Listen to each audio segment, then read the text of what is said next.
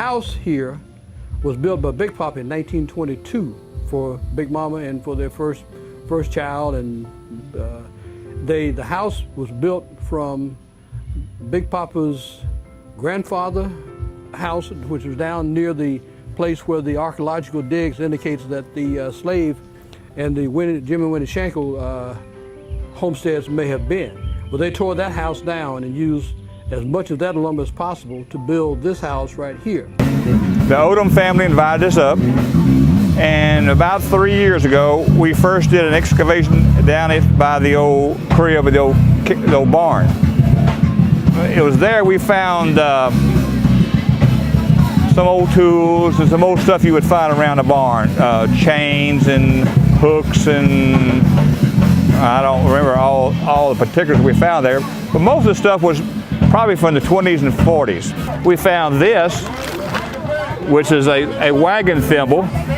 This is the axle of the wagon is wooden here, and there's another one just like this on the other side. The wagon wheel fit on here and was greased, and after it become broken, like this one has the broken threads on it, it becomes useless. So they put it in the fireplace, this being the back of the fireplace and this being the front, the open hearth, and they would lay their logs on here. The logs would not roll out into the room. We found this where we believe the fireplace was. Folks, where we're standing here now is in the front yard or side yard or the backyard of what was one of the original slave areas here for Jim and Winnie Shankle and for my grandpa's grandpa Odom. And look up in here to your back, you'll see some little red flags. Those little red flags represent finds that Keith and the other folks from the Newton County Archaeological Society found during the examination of this tract, which validates that this is the site where they lived. Quite likely Jim and Winnie Shankle and descendants and the Odoms, there were enough things found to validate that they had livelihood and stuff going on right down here, in addition, after slavery and probably before slavery. We say this all because two things. One, these crepe myrtles were planted probably in the front yard as decorative items. And so that means these crepes have probably been here since 1865, 1867, okay, at least, okay? Because we're heading on down next to the spring. First of all, Keith, you want to tell us something about your work here, right quick? Harold showed us this place here. Immediately we saw these crepe myrtles, and all these old home places, crepe myrtles were planted in the front yard. I mean, they planted by the front gate. And that one over there, this one, two or three behind you, like that was the yard fence. That one, and there's one on the other side of the road. And right down. That, yeah, and there's some up the road there. Yeah. On this is an old wagon road. Look right here. See that deep cut? That is from years of wagons and later T models and then later 40 Ford or whatever. Traveled that thing, crossed the creek over to a lady you always used to go visit over there. She lived across the creek. Up in the hill. That's an old, they call them swells.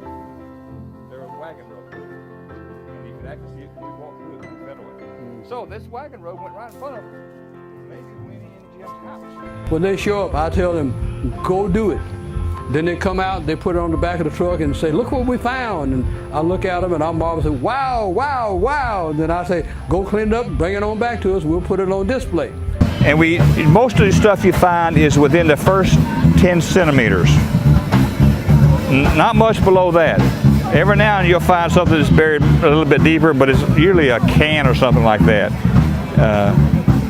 We found some old plow parts, plow blades, lids of old pots, part of a cook stove. We found the eye out of a cook stove. All this stuff dates to probably when Winnie and Jim were old people, probably when they're older age. There also is where we think we found where the fireplace was, and that's that wagon thimble that's there on the table. A wagon thimble is a tapered tube that goes on the end of a white oak axle on a wagon that the wagon wheel fits onto, and it's got a big nut on it. Mm-hmm. Common for those to use that is tapered. To use those in your fireplace, to put the little end back to the back, the big end out front, put two of them in there, put your log on the fire, it gets air, but it don't roll out in the room. Mm-hmm. Yeah. So there was a house here. Everything that was in the house when we started the project, we're trying to reuse it. It may be broken, it may be nail scarred, but only where we just had no alternative did we buy any new lumber and put down for like baseboards and for windows and all like this. With no blueprints and no dimensions and no internet to tell him how to put it together, he made all the angles work. I mean, it's not a perfect house by any means, but the way things came together and the consistency of the angles, the consistency of the craftsmanship and the carpentry, and the attention to details as best he could with what he had. It's just amazing. This is a soldering iron. These are tips. They would put this into the coals and the fire they would build to make solder when they would heat. Big Papa was a master tinsmith in the community. He was the flue flasher. He flashed all the flues for all the public buildings. When they built a building and they needed a chimney flue flashed, Big Papa was the man. And this was one of the tools he used in his flue flashing. Now I know there's a difference in the two. This is the flatter one and this is the round one, so you got different types of joints you'd work with, but these are the irons that he would use to heat up to melt the solder to put the tin together. And when it's flashing a flue or building something that required it joining the tin together.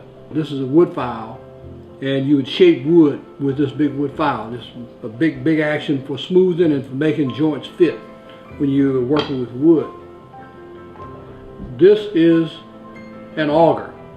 It's a brace and bit. Okay, this is the brace, and this is the bit. There's another bit in here, different size bits fit into the end, but this one looks like a different type bit. They're similar, close to size, but they screw off and you put the replacement bit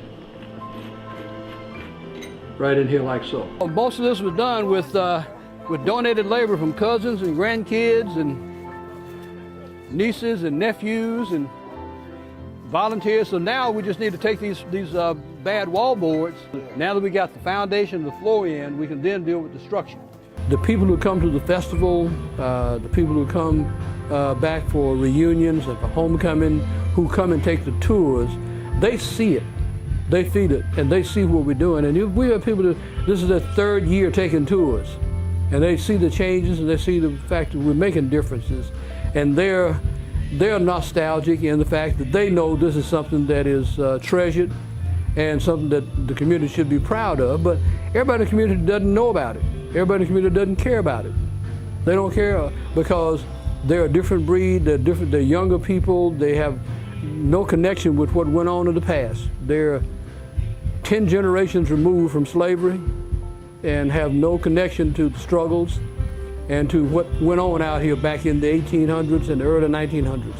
We've got it to the point now where the baton can easily be passed and somebody else can take it and run with it to make it become what it should be. As long as I'm living and healthy enough to make that drive, I'll keep on doing it.